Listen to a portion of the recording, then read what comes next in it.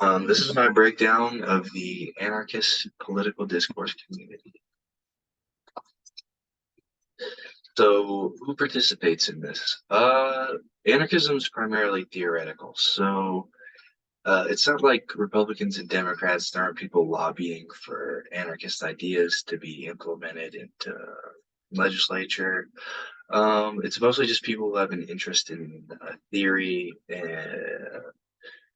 and whether they agree or disagree, they probably just read a lot of political literature and enjoy talking about it. And there's a little drawing of Gavrilo Princip, the man who assassinated Archduke Franz Ferdinand and effectively started World War One. He was inspired by anarchist literature, and Noam Chomsky, a public intellectual who's also influenced by anarchist philosophers. And my sources, I have Goldman's essay published in 1911 called Anarchy, What It Stands For. This gives a pretty comprehensive explanation of anarchist ideas, citing many well-known anarchist philosophers in the process, and sort of breaking down, summarizing some of their ideas, as well as arguing against some critiques of anarchy that were lobbed at it at the time. And then uh,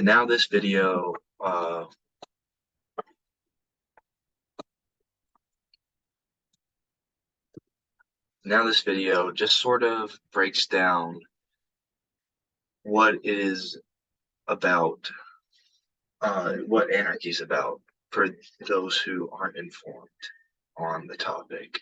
It just sort of gives, background on the basic fundamental ideas of anarchy. Um, in the history a little bit. Goldman's approach, she really uses a lot of different appeals. She provides logical arguments against capitalism, against the state, and against and provides logical counter arguments to popular critiques. Uh, they're all pretty lengthy.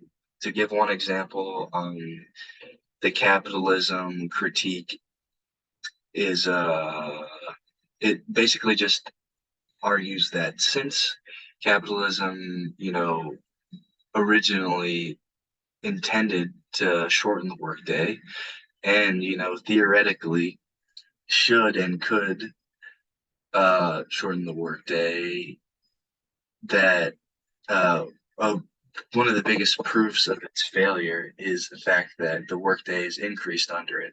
12 to 14 hours in some of these factories where workers would work in pretty deplorable conditions.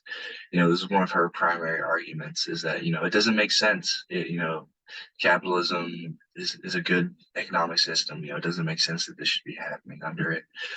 Uh, she tries to appeal to the emotions of the workers. She uses some very emphatic language to try to get the point across that, together we can rise up and,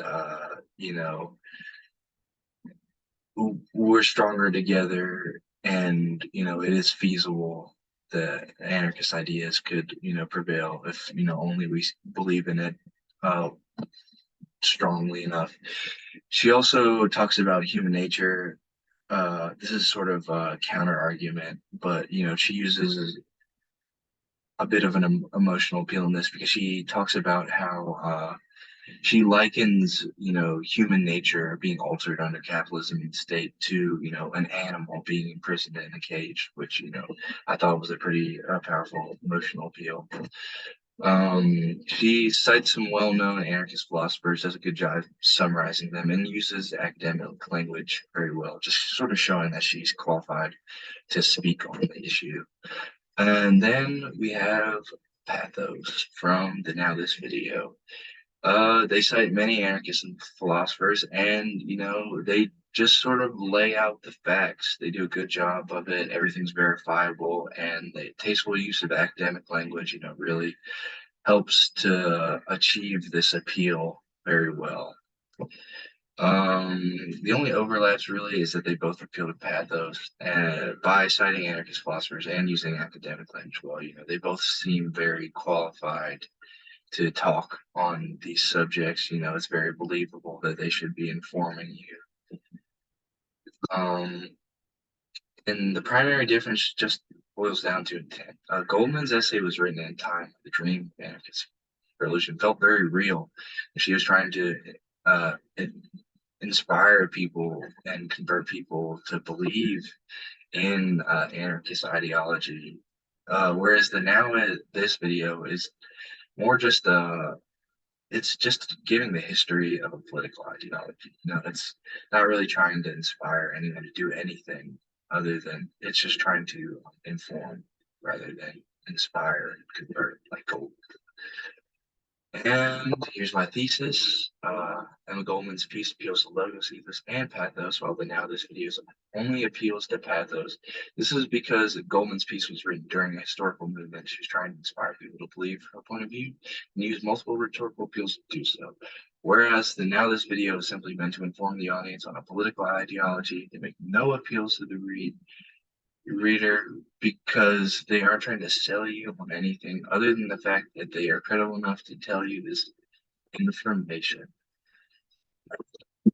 There are my sources. Thank you.